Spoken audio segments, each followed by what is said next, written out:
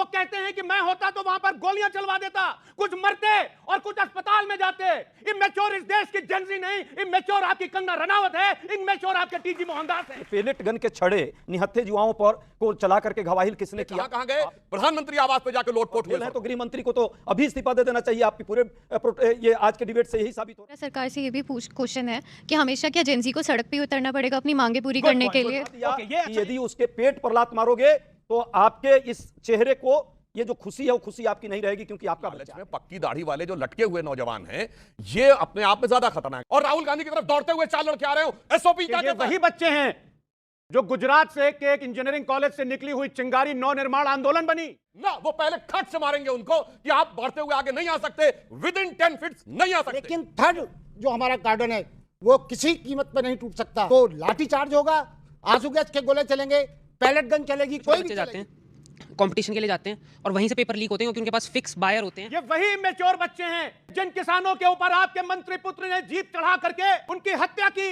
NEET का paper ज्यादा tough है या पॉलिटिशियन पार्टीज के प्रोमिसेस ज्यादा टफ है? गुस्सा हो जाते हैं, उसके बाद आप जाते हैं, पहले आप दिखते नहीं है, और उसके बाद भी जब सरकार कह रही है कि हम समाधान निकालेंगे, आप संसद में आइए तो आप बाहर जाके विरोध करने लगते। नमस्कार, आप देख रहे हैं द डिबेट टीवी। दोस्तों, आज की डिबेट में हम बात करने वाले हैं जो सीजेपी प्रोटेस्ट में जो बच्चों पर पैलेट गन चली थी और लाठीचार्ज जो हुई थी उसकी मतलब कार्रवाई अभी तक नहीं हो रही है। जो दिल्ली पुलिस ने बच्चों के साथ ऐसा किया है उसमें कुछ छात्रों पर एफआईआर भी हुआ है जिन पर कार्रवाई चल रही है, जिनको हिरासत में लिया गया है।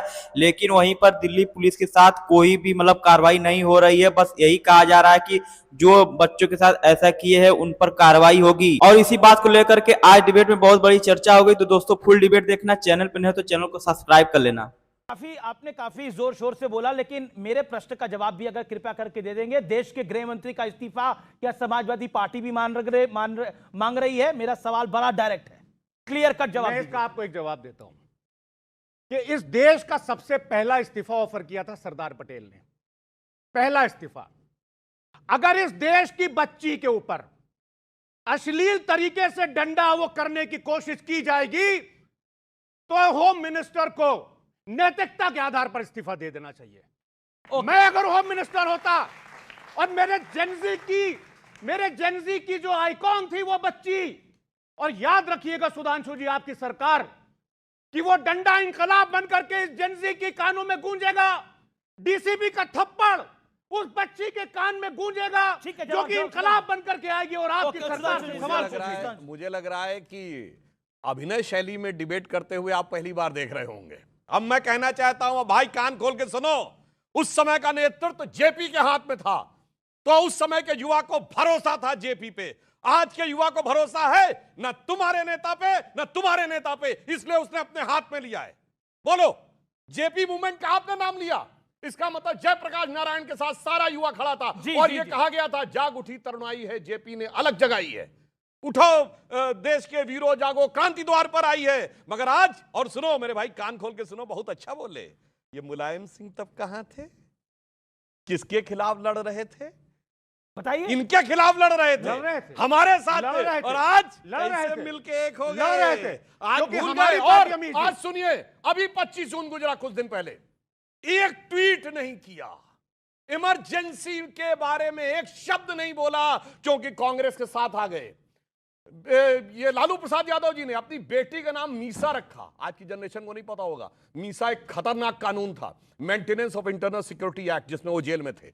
डीआईआर एक कानून था, जानते हैं उसमें क्या था? अगर आप बस अड्डे पे खड़े हैं, बस इतना कह दें कि इंदिरा गांधी की सरकार को हटाना है, डिफेंस ऑफ इंडिया रूल में अंदर पुलिस ले जाएगी, आप बेल के लिए अप्लाई नहीं कर सकते, कोर्ट में कुछ नहीं सुनवाई होगी।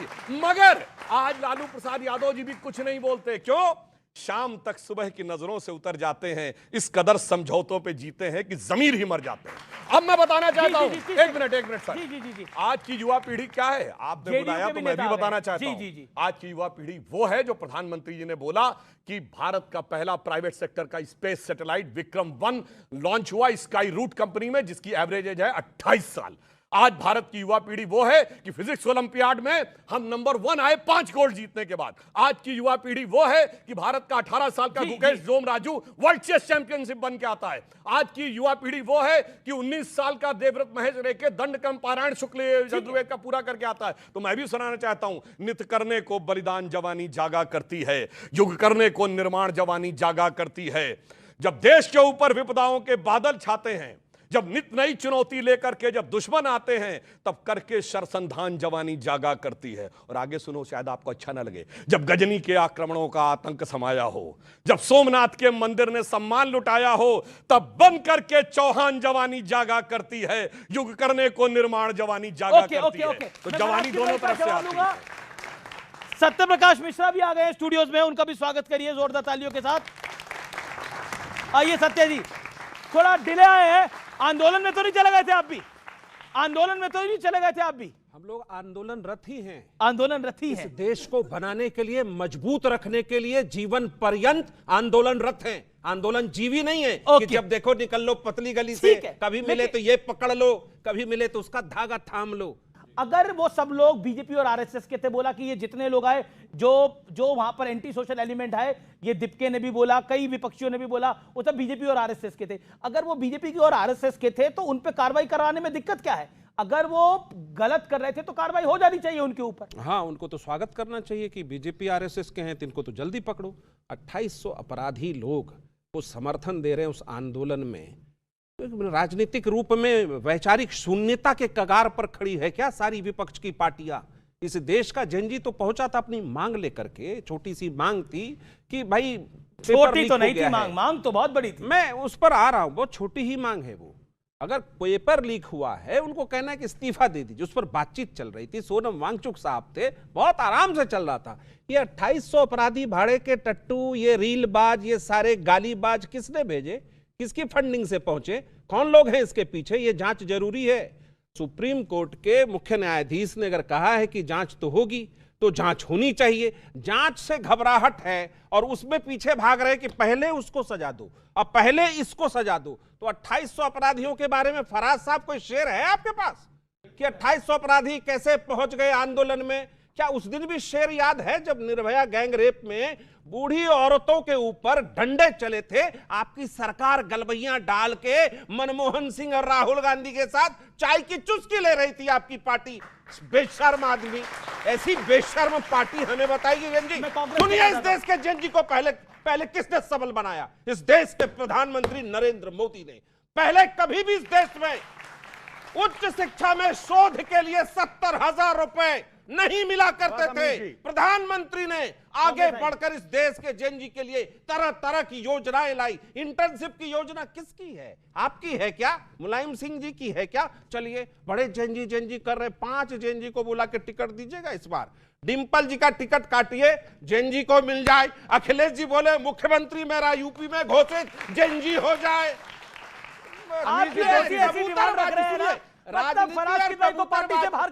राजनीति और कबूतरबाजी में अंतर है। ये कर रहे हैं कबूतरबाजी, हम लोग कर रहे हैं राष्ट्र की राजनीति। जी, प्रियंका जी का बच्चा अभी इतना बड़ा नहीं हुआ, वो हो सकता है कह दें कि ये बन सकता हमारा प्रधानमंत्री। हाँ, हो सकता है।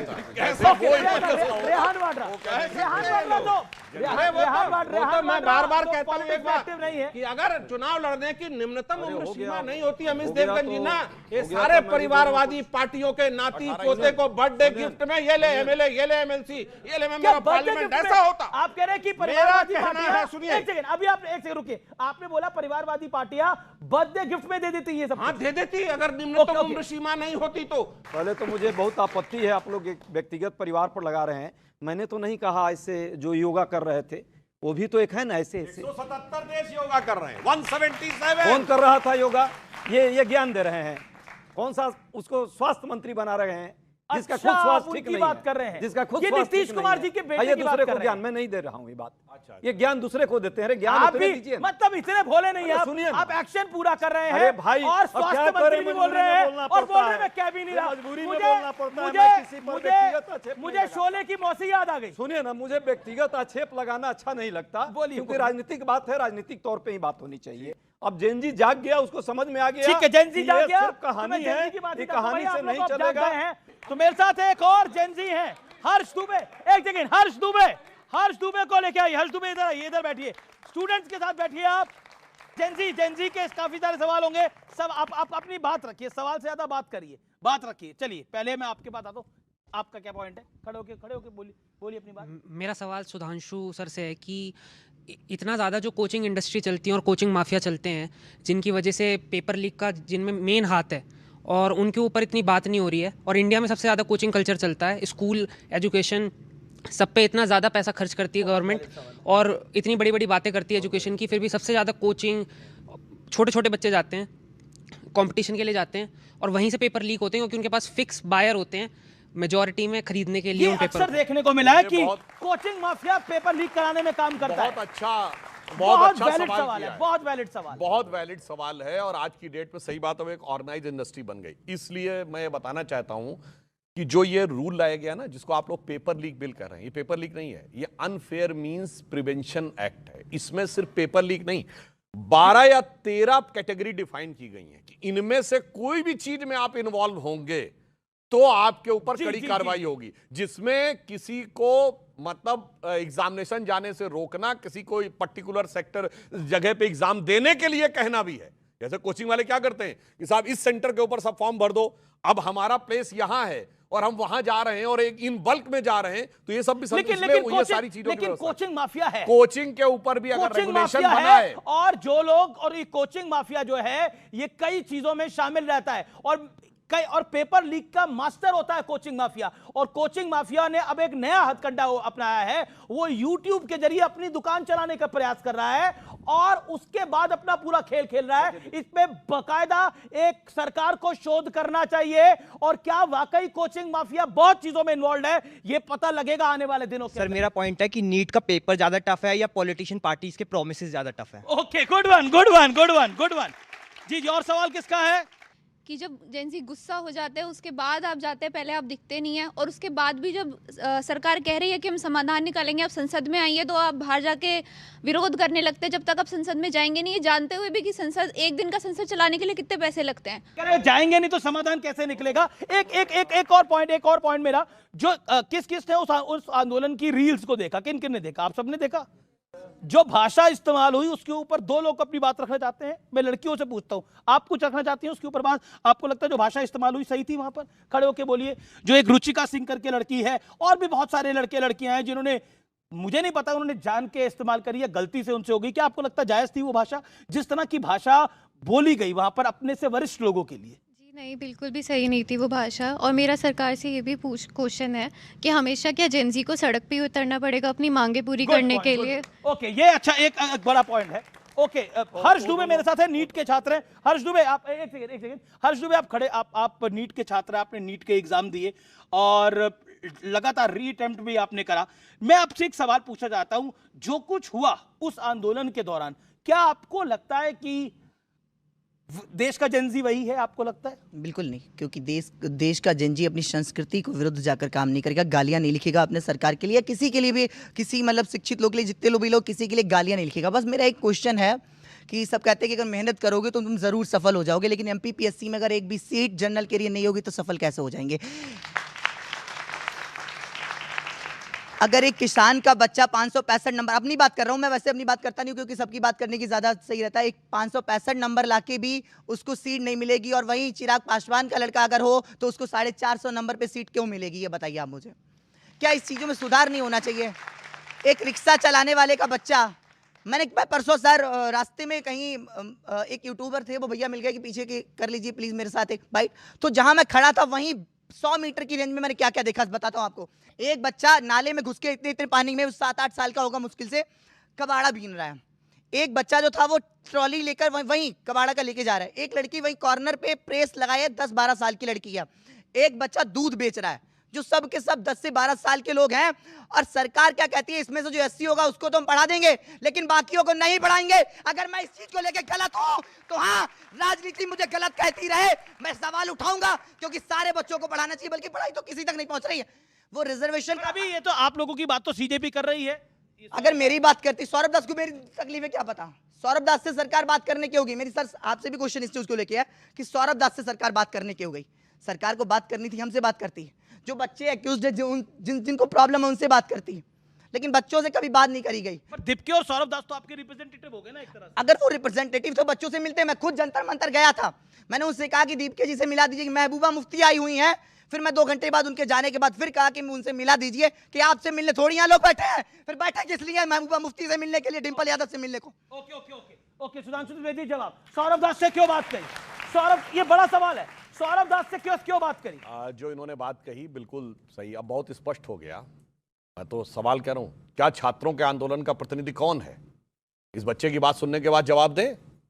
छात्र की डेफिनेशन बताएं। ये 3 डेफिनेशन पार्लियामेंट में बता रहे थे ना, फलाना ढिमाका राहुल गांधी। जब बताओ वो प्रतिनिधि हैं कि ये प्रतिनिधि हैं, या कोई और प्रतिनिधि हैं, या जो बवाल कर दे वो प्रतिनिधि है, जो गदर काट दे वो प्रतिनिधि है। सरकार सुनेगी तो क्या हम बच्चे भी बवाल कर पाएंगे?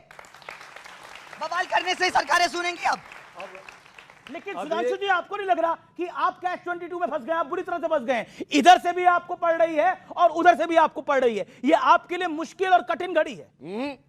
उधर वालों की अपेक्षा हमी से, इधर वालों की अपेक्षा हमी से, इसलिए इनसे मिलने कोई नहीं चाहता कि हमारा विषय संसद में उठाओ। प्रतिनिधि कौन है? बीजेपी छात्रों की प्रतिनिधि है अजय उपाध्याय। बीजेपी छात्रों की प्रतिनिधि है, हाँ या नहीं? ये तीसरा क्वेश्चन है। पहला क्वेश्चन विद्यार्थी ने कहा जंतर मंतर पर प्रदर्शन, बाकी जगह क्यों? किसान से लेकर के मजदूर तक आपने देखा, लाखों लोग किस तरह सड़कों पर ही रह गए, बॉर्डर पर ही। उन्हें जंतर मंतर भी नहीं जाने दिया गया। ये तो लोग समझे थे कि तो छोटे छोटे बच्चे हैं, चलो कुछ लोगों को बुला लेंगे, दीपके और ग्रुप को वहां पे बैठा लेंगे, फिर बातचीत हो जाएगी। थोड़ी दिन में 20 दिन तक बेचारे वो आकर के भूखे हड़ताल में रहे, बाद में उनको भी उठा के किस तरह ले गया सबने। कौन भूखे रहा? कौन भूखा रहा? आपको मौका देता हूं मैं। सोनम वांगचुक भूखे रहे और कोई नहीं भूखा रहा, बाकी वांगचुक और कुछ बच्चे भी उसमें भूखे रहे। तब जाकर के इनको ये एहसास ही नहीं था। इन्हें तो लगा था हो गया बात खत्म, जैसे बाकी लोगों को निपट लेते हैं, इनको भी निपटा देंगे। ये निपट नहीं पाए। क्यों?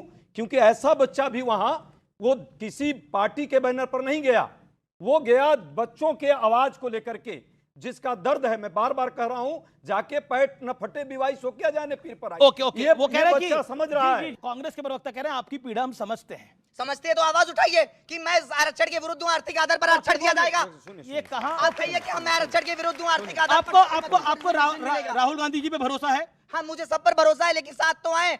राहुल गांधी जी इनका साथ देंगे? अरे भाई, राहुल गांधी जी विद्यार्थियों का साथ शुरू से दे रहे हैं, कोटा से लेकर देहरादून। बिल्कुल गलत, सिर्फ अपनी राजनीतिक रोटी सेक रहे। 2024 में राहुल गांधी जी हमसे बोले कि सलमान खुर्शीद को आपके लिए लॉयर कर देंगे, फिर कहां चले गए? ओके ओके, अखिलेश यादव जी हमसे बोले कि हम आपके लिए कपिल सिब्बल को लॉयर कर देंगे, कहां चले गए? फोटो है मेरे पास, फोटो है मेरे पास। मैं बिल्कुल आपकी फोटो लूंगा। मैं जान रहा हूं आपके भी पॉइंट सही है, बैठिए। ओके, बोलिए। ये बात तो चलिए अच्छी बात है। इन्होंने कहा कि भाई सरकार हमारी नहीं है, फिर भी राहुल गांधी जी के प्रति इनकी भी उम्मीद है, विपक्ष के लोगों के प्रति आपकी भी उम्मीद है। हमारा काम क्या है? हमें अपनी आवाज, हम आपकी आवाज में आवाज उठाना ही मेरा काम है, क्योंकि हम सरकार में नहीं है। एक बड़ी खबर आ रही है, संसद के परिसर में आज पप्पू यादव ने बकायदा भगवा कपड़े डाले, और भगवा कपड़े डालकर जो कुछ वहां पर नौटंकी हुई उसको लेकर बड़ा विवाद खड़ा हो गया है।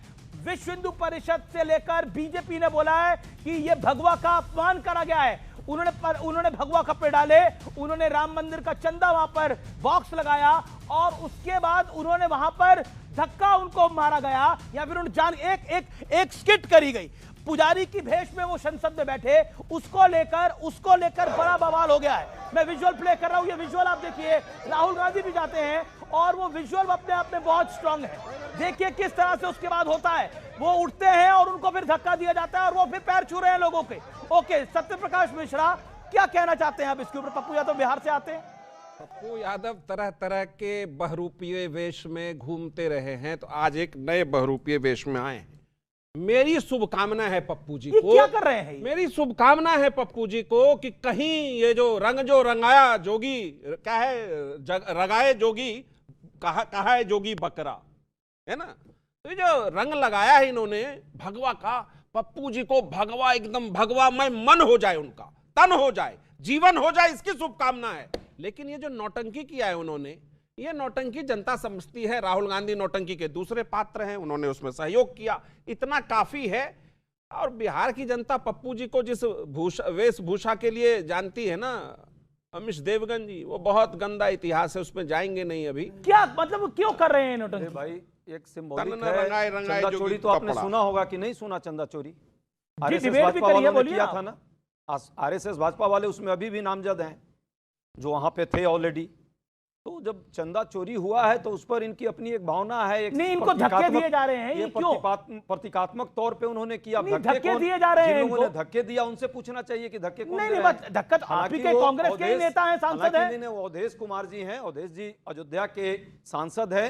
दलित नहीं, पर समाज से मेरा आते मानना है हैं, कि भगवा उनका का पैर कि छू लिया भगवा तो का आप लोगों को अपमान। इतना प्रॉब्लम क्यों? ओके, सुधांशु त्रिवेदी जवाब। एक सेकंड सुधांशु जी जवाब। समस्या क्या है कि संसद को नॉन सीरियस बनाने की प्रक्रिया सामान्य नहीं होती है, इट टेक्स टाइम।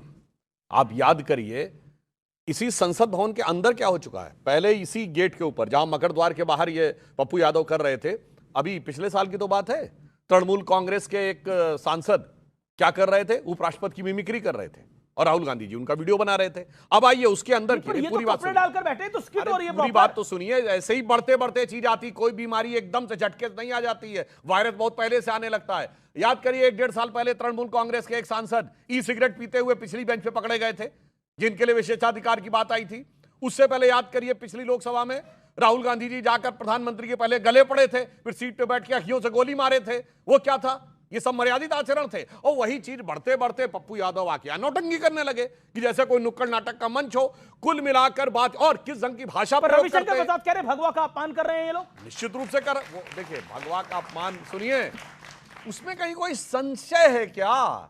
ये तो वो कॉन्फ्रेंस करते हैं, इरेडिकेशन ऑफ सनातन धर्म जी, हिंदू धर्म का समूल नाश। तो दूसरा कहता नहीं, हिंदू धर्म तो मलेरिया है, वायरस है, डेंगू है। तीसरा कहता नहीं, इसमें एक सोशल स्टिग्मा भी होना चाहिए, HIV है। और ये वो लोग हैं, जाके बच्चों से कहता हूं चेक करिए, 2021 में दुनिया के बड़े बड़े इंस्टीट्यूट में कॉन्फ्रेंस हुई, डिसमेंटलिंग ग्लोबल हिंदुत्व। फिर 2022 में तमिलनाडु में शुरू हुई, इरेडिकेशन ऑफ सनातन धर्म। और उसके बाद रामचरितमानस की प्रतियां फाड़नी शुरू हुई 2022 में। इनके यहां बिहार में कितने मंत्री थे जो एंटीसेंट बोले? वो तो जानते हैं अब क्या हो गया है। जब से गंगोत्री से गंगा सागर तक बंगाल में राष्ट्रवाद की गंगा बह गई है ना, तब से सब लोग तुलसी अपने राम को रीझ भजे चाहे खींच करने लगे।